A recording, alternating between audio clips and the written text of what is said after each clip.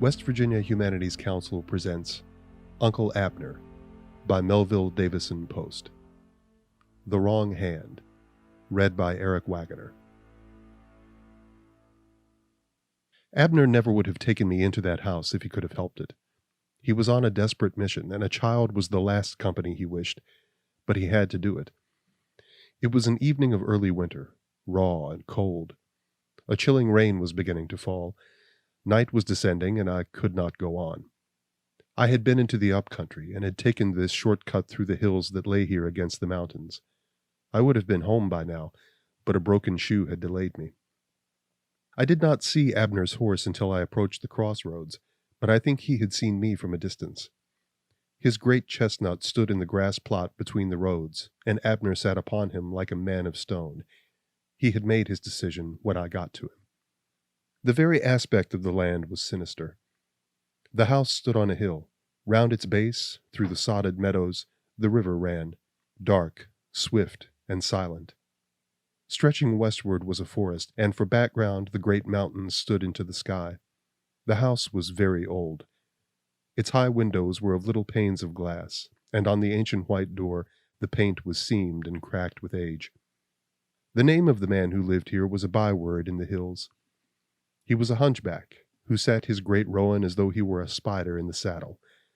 He had been married more than once, but one wife had gone mad, and my Uncle Abner's drovers had found the other on a summer morning swinging to the limb of a great elm that stood before the door. A bridle rein knotted around her throat, and her bare feet scattering the yellow pollen of the ragweed. That elm was, to us, a duletree. One could not ride beneath it for the swinging of this ghost. The estate, undivided, belonged to Gaul and his brother. This brother lived beyond the mountains. He never came until he came that last time. Gaul rendered some accounting, and they managed in that way. It was said that the brother believed himself defrauded, and had come finally to divide the lands, but this was gossip. Gaul said his brother came upon a visit, and out of love for him. One did not know where the truth lay between these stories. Why he came we could not be certain, but why he remained was beyond a doubt.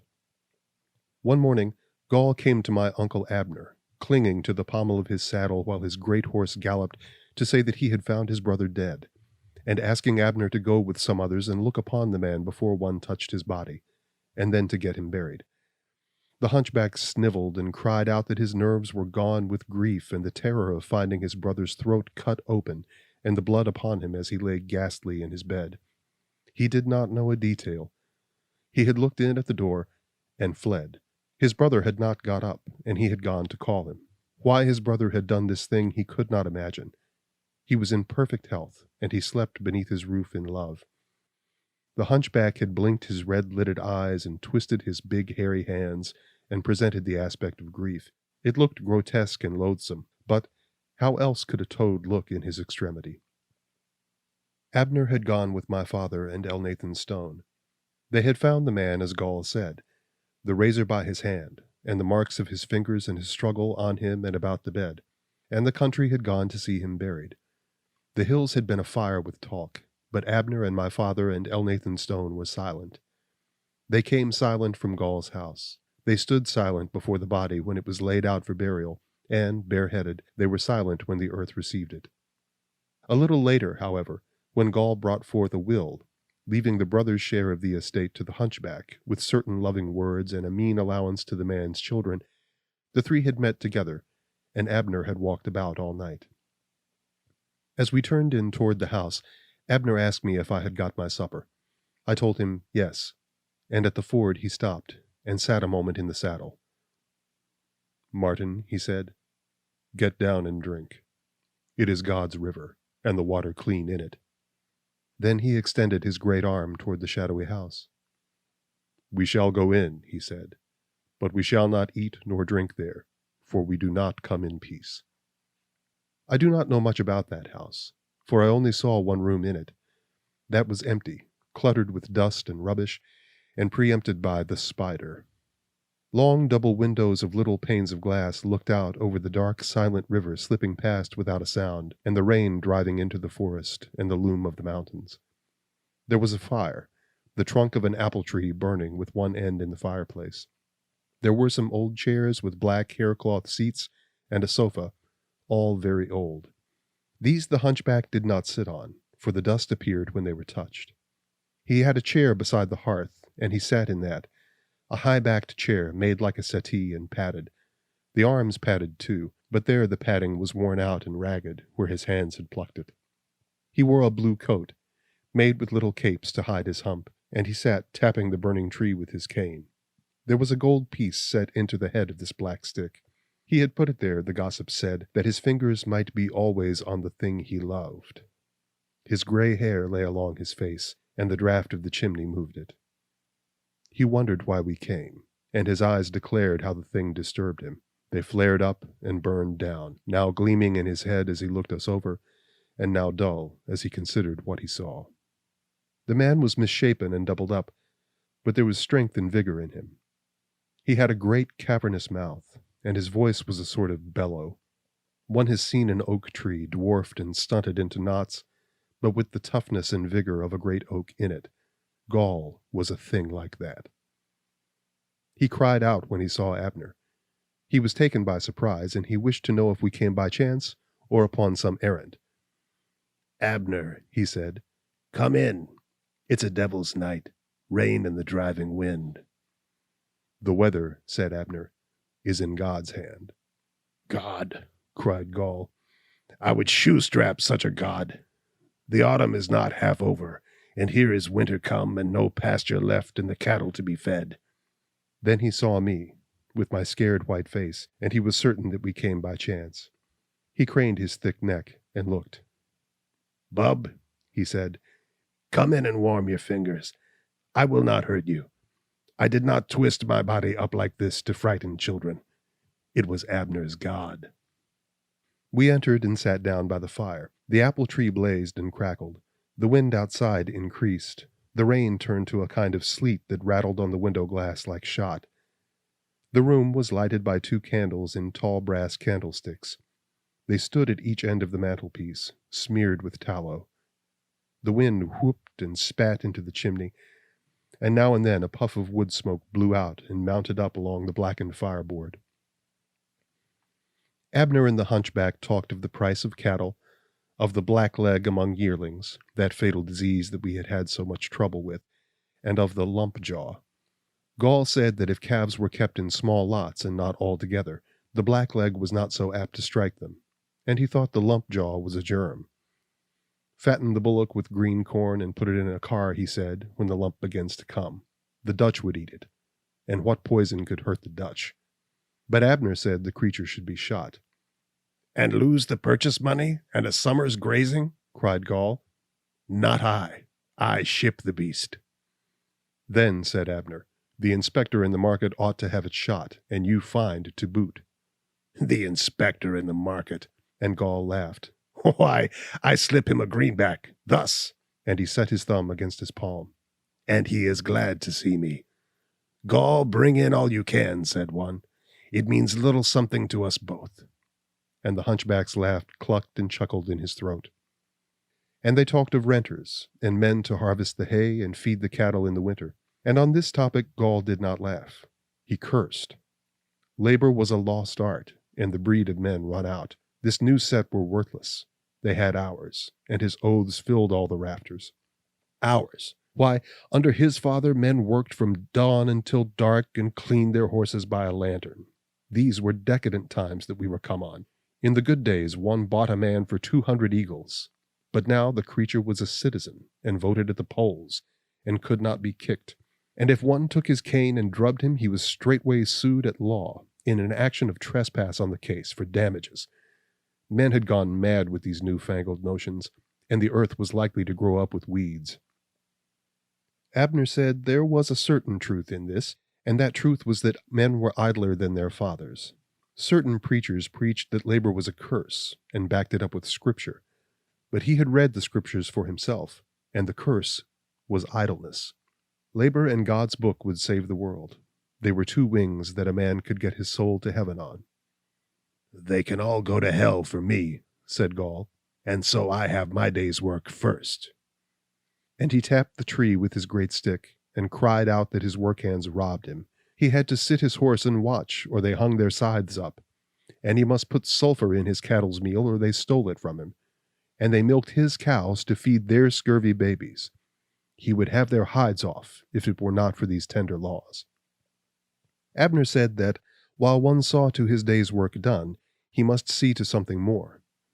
That a man was his brother's keeper, in spite of Cain's denial, and he must keep him. That the elder had the right to the day's work, but the younger had also his right to the benefits of his brother's guardianship. The fiduciary had one to settle with. It would go hard if he should shirk the trust. "I do not recognize your trust," said Gaul. "I live here for myself." "For yourself," cried Abner. "And would you know what God thinks of you?" "And would you know what I think of God?" cried Gaul. "What do you think of him?" said Abner. "I think he's a scarecrow," said Gaul. "And I think, Abner, that I am a wiser bird than you are. I have not sat cawing in a tree, afraid of this thing. I have seen its wooden spine under its patched jacket, and the crosspiece peeping from the sleeves and its dangling legs, and I have gone down into its field and taken what I liked in spite of its flapping coat-tails. Why, Abner, this thing your God depends on is a thing called fear, and I do not have it." Abner looked at him hard, but he did not answer. He turned instead to me. "Martin," he said, "you must go to sleep, lad." And he wrapped me in his greatcoat and put me to bed on the sofa, behind him, in the corner. I was snug and warm there, and I could have slept like Saul, but I was curious to know what Abner came for, and I peeped out through a buttonhole of the greatcoat. Abner sat for a long time, his elbows on his knees, his hands together, and his eyes looking into the fire.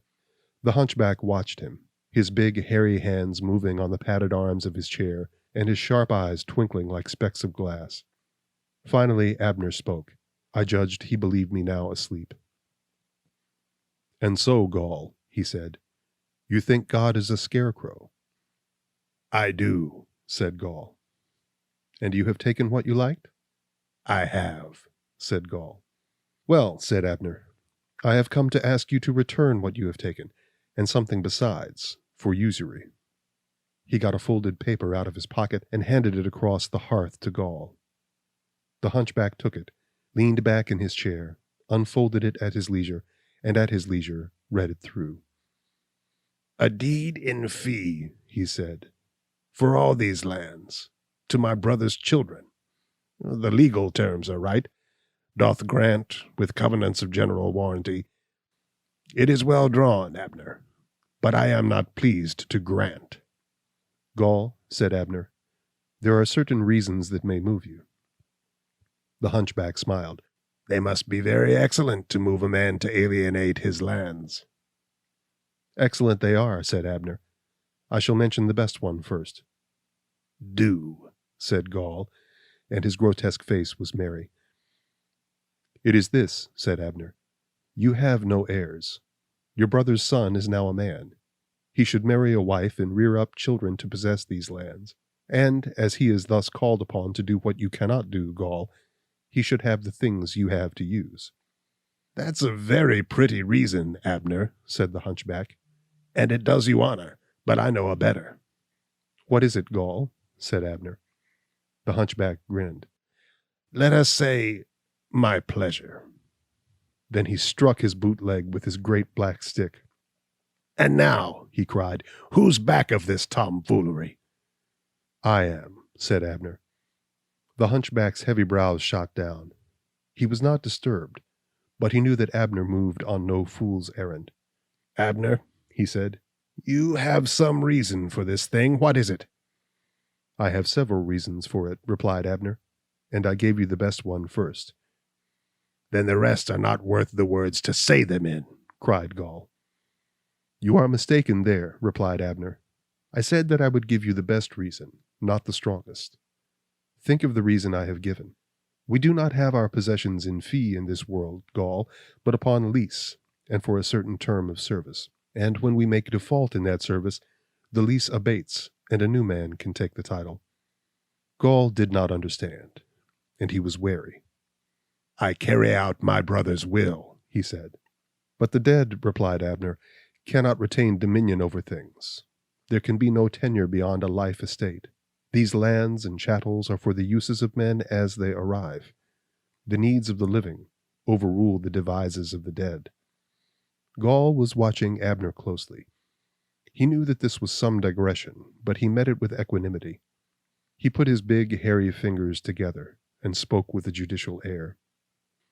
"Your argument," he said, "is without a leg to stand on. It is the dead who govern. Look you, man, how they work their will upon us. Who have made the laws? The dead. Who have made the customs that we obey and that form and shape our lives? The dead. And the titles to our lands? Have not the dead devised them? If a surveyor runs a line, he begins at some corner that the dead set up, and if one goes to law upon a question, the judge looks backward through his books until he finds out how the dead have settled it, and he follows that. And all the writers, when they would give weight and authority to their opinions, quote the dead. And the orators and all those who preach and lecture, are not their mouths filled with words that the dead have spoken? Why, man, our lives follow grooves that the dead have run out with their thumbnails." He got on his feet and looked at Abner. "What my brother has written in his will I will obey," he said. "Have you seen that paper, Abner?" "I have not," said Abner, "but I have read the copy in the county clerk's book. It bequeathed these lands to you." The hunchback went over to an old secretary standing against the wall. He pulled it open, got out the will and a pack of letters, and brought them to the fire. He laid the letters on the table beside Abner's deed, and held out the will. Abner took the testament and read it. "Do you know my brother's writing?" said Gaul. "I do," said Abner. "Then you know he wrote that will." "He did," said Abner. "It is in Enoch's hand." Then he added, "But the date is a month before your brother came here." "Yes," said Gaul. "It was not written in this house. My brother sent it to me.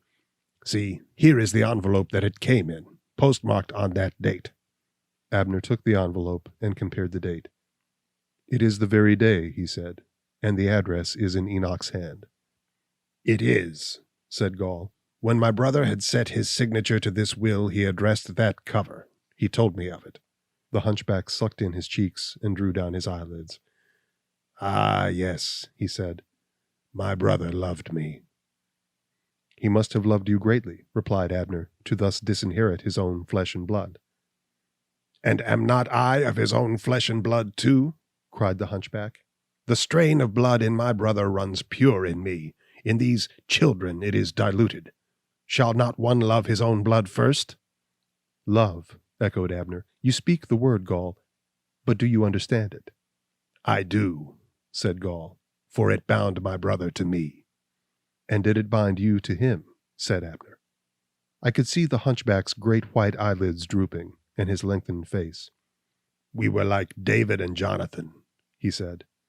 "I would have given my right arm for Enoch, and he would have died for me." "He did," said Abner. I saw the hunchback start, and, to conceal the gesture, he stooped and thrust the trunk of the apple tree a little farther into the fireplace. A cloud of sparks sprang up. A gust of wind caught the loose sash in the casement behind us and shook it, as one, barred out and angry, shakes a door. When the hunchback rose, Abner had gone on. "If you loved your brother like that," he said, "you will do him this service. You will sign this deed." "But, Abner," replied Gaul, "such was not my brother's will. By the law, these children will inherit at my death. Can they not wait?" "Did you wait?" said Abner. The hunchback flung up his head. "Abner," he cried, "what do you mean by that?" And he searched my uncle's face for some indicatory sign, but there was no sign there. The face was stern and quiet. "I mean," said Abner, "that one ought not to have an interest in another's death." "Why not?" said Gaul. "Because," replied Abner, "one may be tempted to step in before the providence of God and do its work for it." Gaul turned the innuendo with a cunning twist. "You mean," he said, "that these children may come to seek my death?" I was astonished at Abner's answer. "Yes," he said, "that is what I mean." "Man, cried the hunchback. "You make me laugh." "Laugh as you like," replied Abner, "but I am sure that these children will not look at this thing as we have looked at it." "As who have looked at it?" said Gaul. "As my brother Rufus and Elnathan Stone and I," said Abner. "And so," said the hunchback, "you gentlemen have considered how to save my life. I am much obliged to you." He made a grotesque, mocking bow. "And how have you meant to save it?" "By the signing of the deed," said Abner. "I thank you," cried the hunchback, "but I am not pleased to save my life that way." I thought Abner would give some biting answer, but instead he spoke slowly and with a certain hesitation. "There is no other way," he said. "We have believed that the stigma of your death and the odium on the name and all the scandal would in the end wrong these children more than the loss of this estate during the term of your natural life. But it is clear to me that they will not so regard it, and we are bound to lay it before them if you do not sign this deed. It is not for my brother Rufus and Elnathan Stone and me to decide this question." "To decide what question?" said Gaul. "Whether you are to live or die," said Abner. The hunchback's face grew stern and resolute. He sat down in his chair, put his stick between his knees, and looked my uncle in the eyes. "Abner," he said, "you are talking in some riddle. Say the thing out plain. Do you think I forged that will?" "I do not," said Abner. "Nor could any man," cried the hunchback. "It is in my brother's hand, every word of it. And besides, there is neither ink nor paper in this house. I figure on a slate, and when I have a thing to say, I go and tell it." "And yet," said Abner, "the day before your brother's death, you bought some sheets of foolscap of the postmaster." "I did," said Gaul, "and for my brother. Enoch wished to make some calculations with his pencil. I have the paper with his figures on it." He went to his desk and brought back some sheets. "And yet," said Abner, "this will is written on a page of foolscap." "And why not?" said Gaul. "Is it not sold in every store to Mexico?" It was the truth, and Abner drummed on the table. "And now," said Gaul, "we have laid one suspicion by looking it squarely in the face. Let us lay the other. What did you find about my brother's death to moon over?" "Why," said Abner, "should he take his own life in this house?" "I do not know that," said Gaul.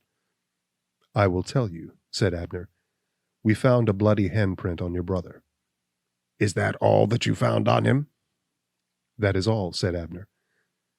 "Well," cried Gaul, "does that prove that I killed him? Let me look your ugly suspicion in the face. Were not my brother's hands covered with his blood? And was not the bed covered with his fingerprints where he had clutched about it in his death struggle?" "Yes," said Abner, "that is all true." "And was there any mark or sign in that print," said Gaul, "by which you could know that it was made by any certain hand?" And he spread out his fingers. "As, for instance, my hand?" "No," said Abner. There was victory in Gaul's face. He had now learned all that Abner knew, and he no longer feared him. There was no evidence against him. Even I saw that. "And now," he cried, "will you get out of my house? I will have no more words with you. Begone!" Abner did not move.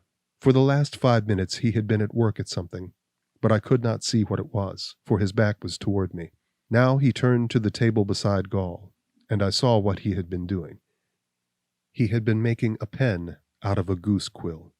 He laid the pen down on the table, and beside it a horn of ink. He opened out the deed that he had brought, put his finger on a line, dipped the quill into the ink, and held it out to Gaul. "Sign there," he said. The hunchback got on his feet with an oath. "Begone with your damned paper," he cried. Abner did not move.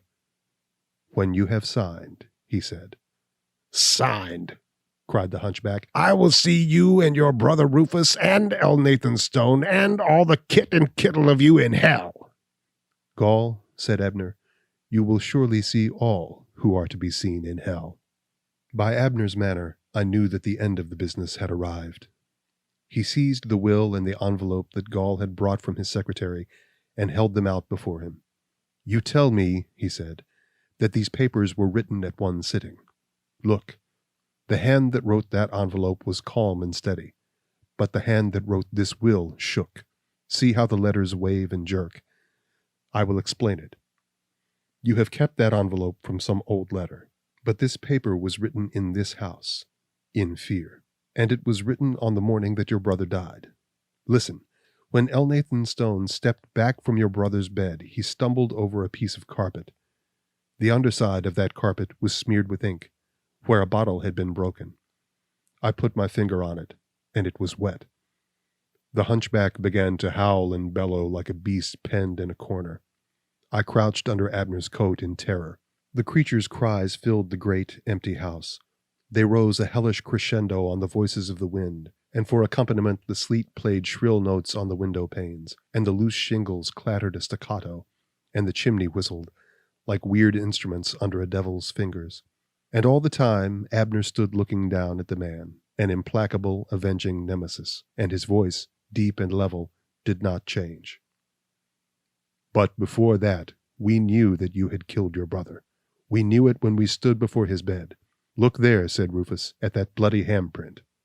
We looked, and we knew that Enoch's hand had not made that print. Do you know how we knew that, Gaul? I will tell you.